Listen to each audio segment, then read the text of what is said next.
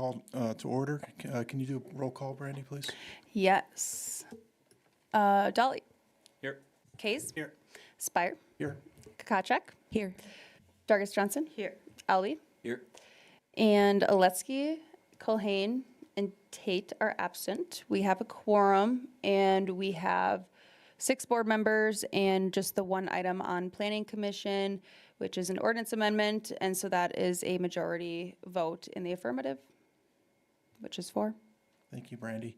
At this time, I'd like to invitation for any public comment or participant submittals. If you would, you can give those to Brandy or Carla, and then we can address those at the back end of the meeting. Okay. Do I have any motion to approve the agenda? So moved. Second. Okay. Okay, motion and second. We'll move forward. And then same thing for the minutes. Motion to approve. Second. Okay, got a motion and second. And our regular agenda item today is, Maybe do all in favor. okay, all in favor? Aye. Oh, Aye. thank you. All in favor? Aye. Okay, any not in favor? Okay, carries. Okay, let's do the same thing for the agenda, since I skipped that. All in favor of the agenda? Aye. Aye. Okay, any opposed? None heard, carried. For the regular agenda item, Brandy, I believe are you the proponent for that, or Carla? Walk Yeah. us through it. Yep, I can describe it. Thank you, Bill. So this is actually kind of a request coming through the engineering division, which is why Justin Peterson and Lucas Amon are here if we have any more detailed questions. But for the most part, this is a lot of clerical change, and then also a reflection of what's been being discussed with City Council as far as expired development agreements. So it's really just creating clarification and then setting a different timeline, because we had a lot of outstanding development agreements. The development agreements are signed and entered into when a plat is proposed and filed. They're filed at the same time. And then that outlines what the improvement schedule is. And typically we have 2 years, but we allowed some flexibility within that, where if somebody is platting a large amount of right-of-way that might take longer to install, that they can go up to 3 years, and then that the council can extend for up to 1 year. We did make mention of a couple other items, and a lot of it is just to outline more specifically the inspection requirements and expectations. And then also we noted just the mailboxes being shown on the concept plan. And once again, the city isn't requiring that as far as what type of mailbox. That is led by the U.S. Postal Service. And since we discussed this when we brought the engineering design standards through, we have not had further discussion with USPS. But what we want to make sure is that it's on the checklist, so that people are thinking about it when they are designing their developments. If cluster mailboxes are decided that that is the route that the USPS is going. So we just want it to be shown, but it's not anything that the city is requiring that what type of mailbox they do, but just that they're outlining that spot. Otherwise, the only change that I'll request to be made is in the definitions for the certificate of completion, I believe. It references the public works director, where we made the changes to just have that be the city engineer, because that is a position that you have to have. And so in the circumstance that we would not have a city engineer, you would have an interim. So that just needs to be changed. So that will be something that I would request is a part of the motion. But other than that, I'll stand by for any questions, and if Justin or Lucas have anything that they want to add. Go ahead. Can we talk about that? Yeah, they'll open up public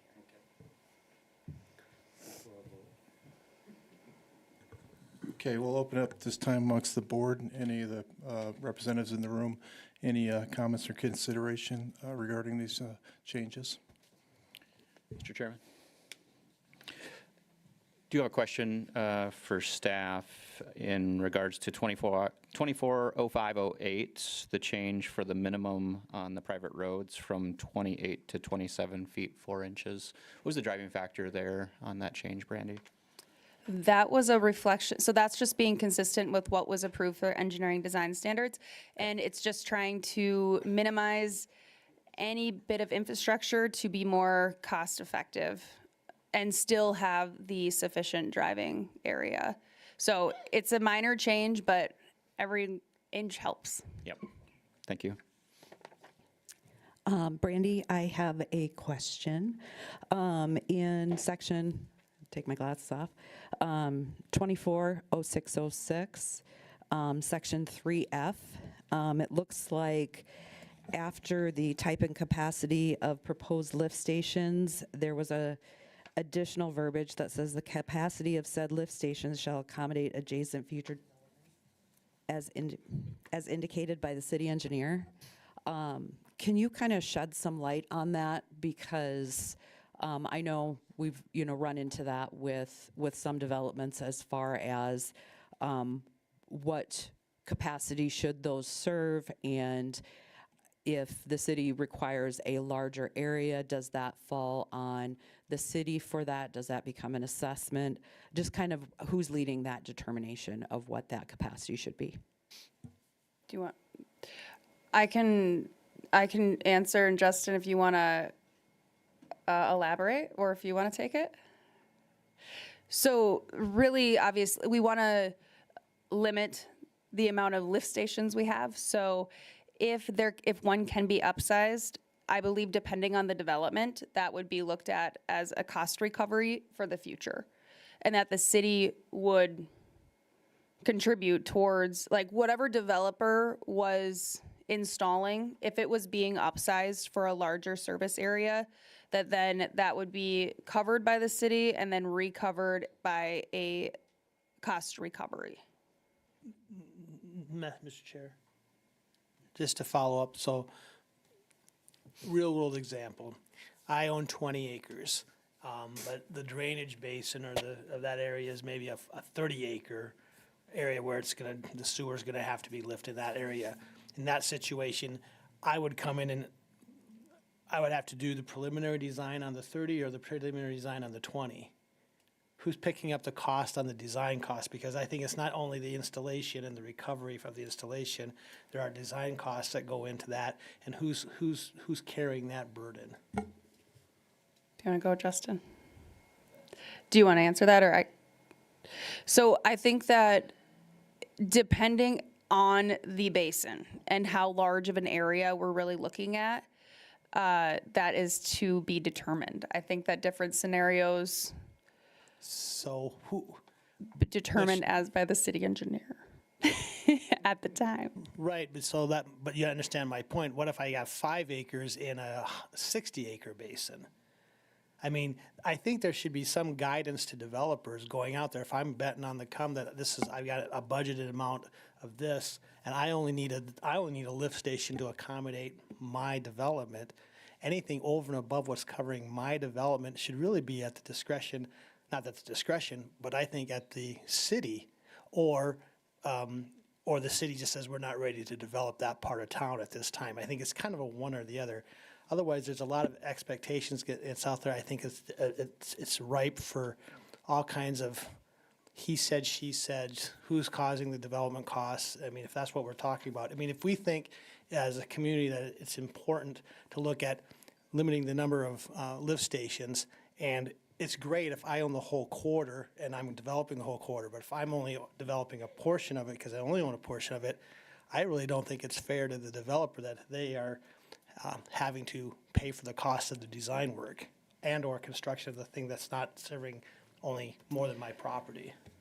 Justin, was that done? I want to add one thing. Yeah, try to design without a lift station, go gravity, but also we're flat, and how our sewer is designed, obviously, that's why we have so many. But when we did our sewer study, did we include, because I think that that could be something kind of like what we do for like the Willow Creek tributary for floodplain, have that studied and kind of show which areas, could be more of a regional lift station? Was that aspect at all a part of our sewer capacity study? No, that has, the capacity study was really just existing lift stations. I understand your point, and my viewpoint is that, well, first I'll say is that generally speaking, the design, when you design a small lift station and a bigger lift station, there isn't a whole lot more design. But if I would be in agreement that any additional effort should be part of the city's cost and then part of a future cost recovery. How do you ensure that? Because that doesn't say that here. Jason, he's the engineer everybody likes, and he's willing to take that water to the city and say, we need to come up with 12% because there's that much extra cost. Next engineer might say, tough, it's all on you if you really want to develop that bad. And I just don't think that's the path that we should be going down the road that way. I think that we should develop policy. Same thing with when you have to oversize any Street, infrastructure. And have that either in the engineering design standards adapted. I mean, I think that would be the cleanest, just so then obviously then those will have to be approved by the city council as well. So then we're all on the same page as a city. And yeah, if you get different people and their interpretations change, it's very clear. So that's not an interpretation up to interpretation. So I think that there's how a lot of the wording is written in here is a little, like there's just all of those possibilities of when you get into the infrastructure design. And when we do our design review team meeting, we try to have all of that up front. And then, I mean, there's as much as you wish that every development could be consistent, they never are. So you're always working toward what can be done and as far as what needs to be done. For the, longevity or even just because the city's perspective, we want for the ongoing maintenance or just amount of infrastructure that is needed, we want to make sure that everything is building off of each other. So I do think though that we should look into that of creating like those types of policies and like half streets, just things, all of the nuances that are different with each development. Okay. Do you have anything?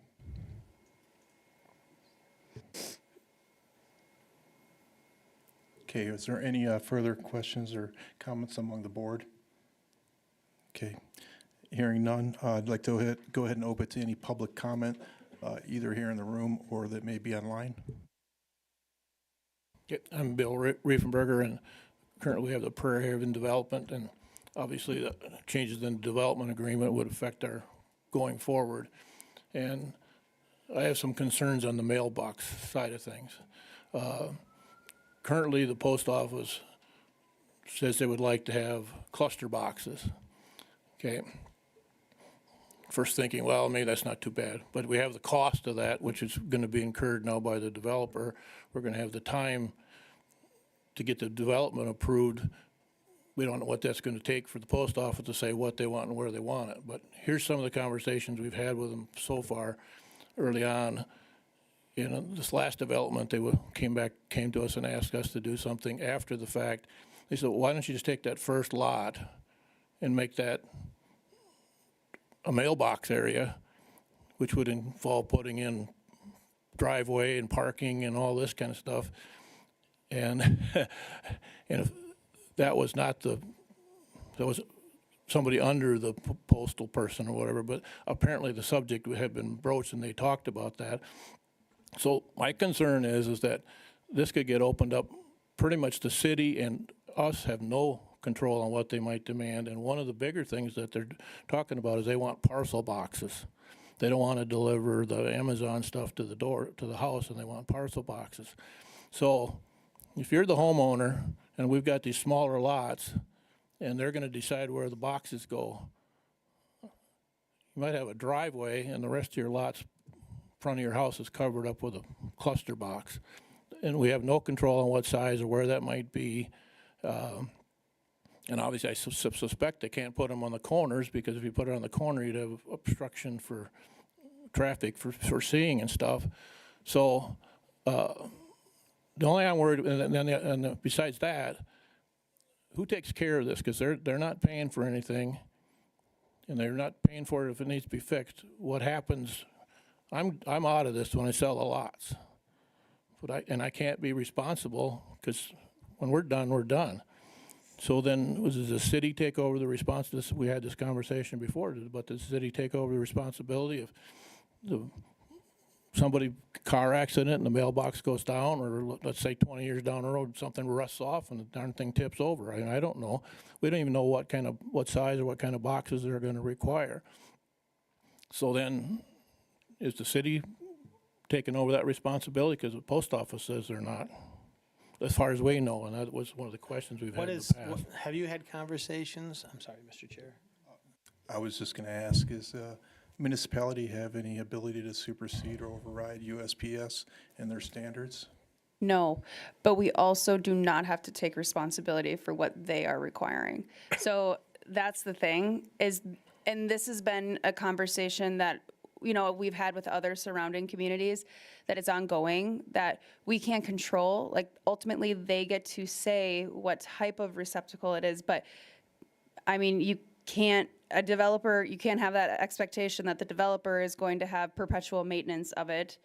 So if that's what they want, and that's going to help with their, with providing their service, then they will have to figure out a plan for how those are maintained in the future. Because it's clear, it's been made very clear that the city, the USPS, that is their domain.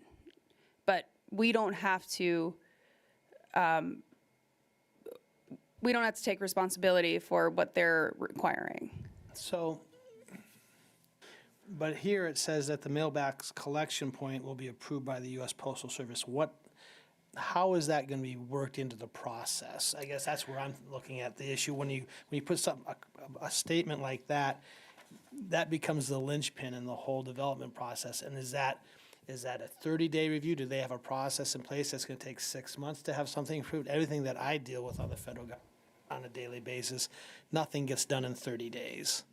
So we have discussed with our local postmaster, and actually I think it was the interim at the time.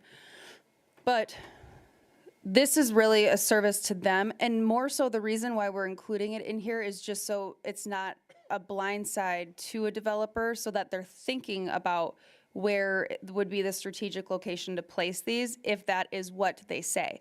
Now, if they can still do individual mailboxes, great. But that they're at least planning at their concept plan phase. And then what we would do is just send the location to USPS here, our local postmaster, and get their approval. They've been really good about responding, and obviously, we're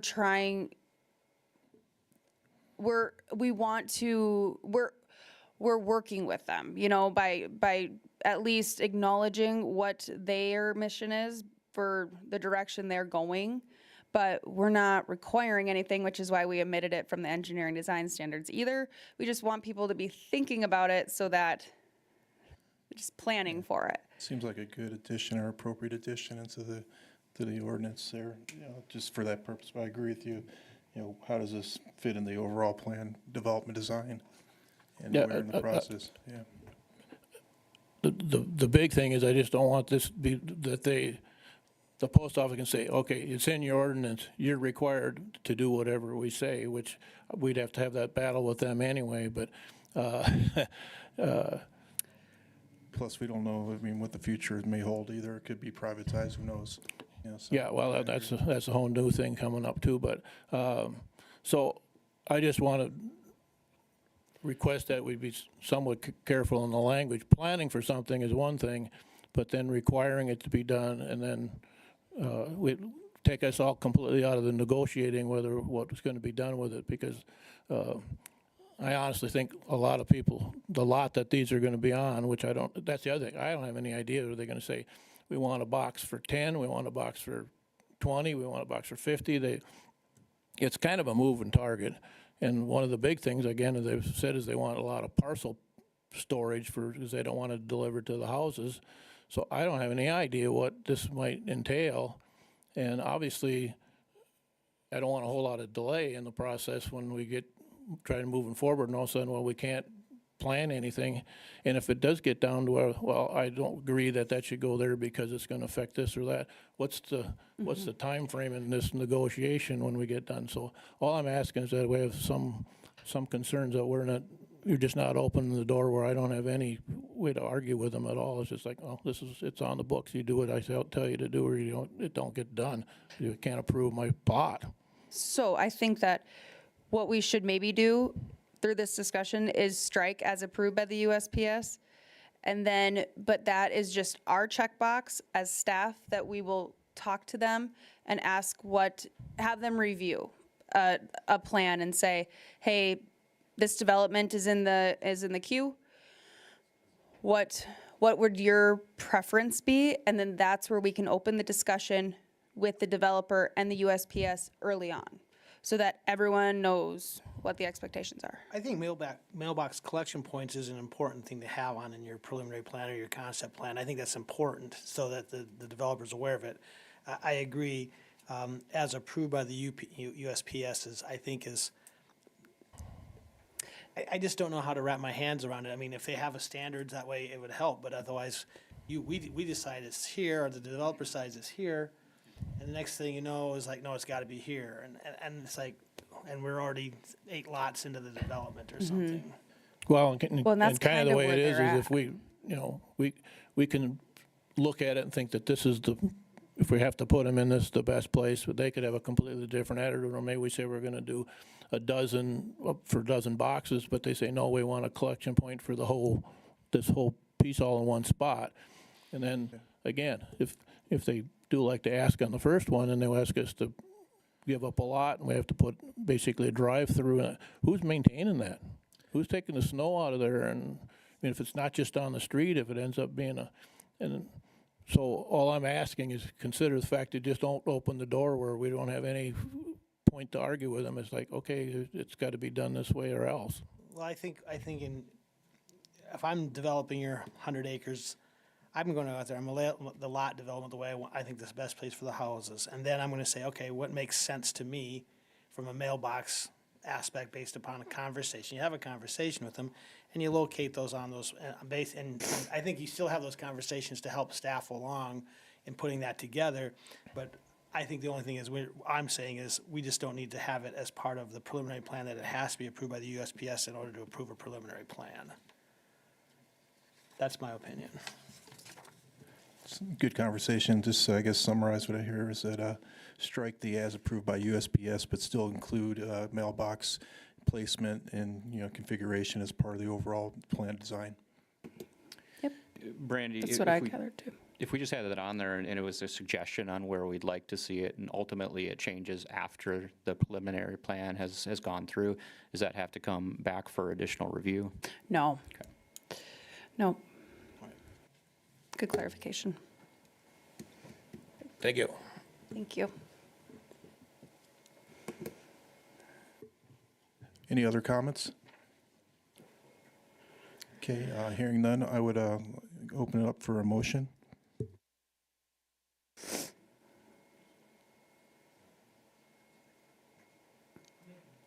I'll make a motion to recommend approval of ordinance number 25-03 with the following amendment that on 240605-1F, that it states mailbox collection point locations, striking as approved by the U.S. Postal Service.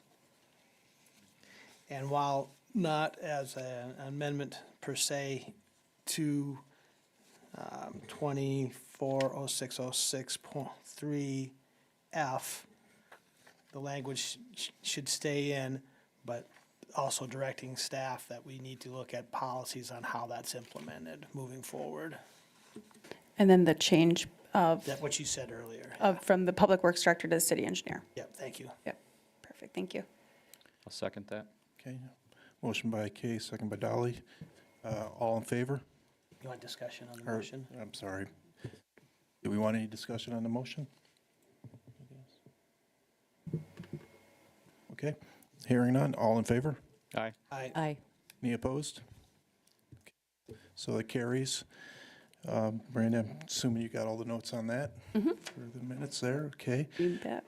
And I'll open it up for any new business, and if we got any submittals from any participants? We did not, and this is off the record, but your pen writes very nice. You are welcome. Is there any old business that we need to address?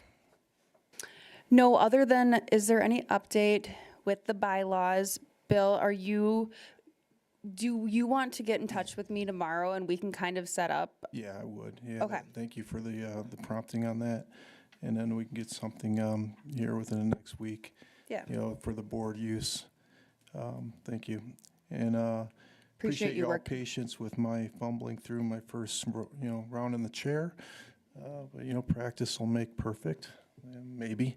So, haven't seen, I don't think, do we need an executive session? I don't believe we do. No, we don't. And I want to say I appreciate you taking the lead on the bylaws, and you also did a great job. So Thank thank you. you. Okay, well, at this time, I'll go ahead and adjourn the planning commission. I don't think we need any vote on that, right? Nope. All right. Call it chair. All right, thank you.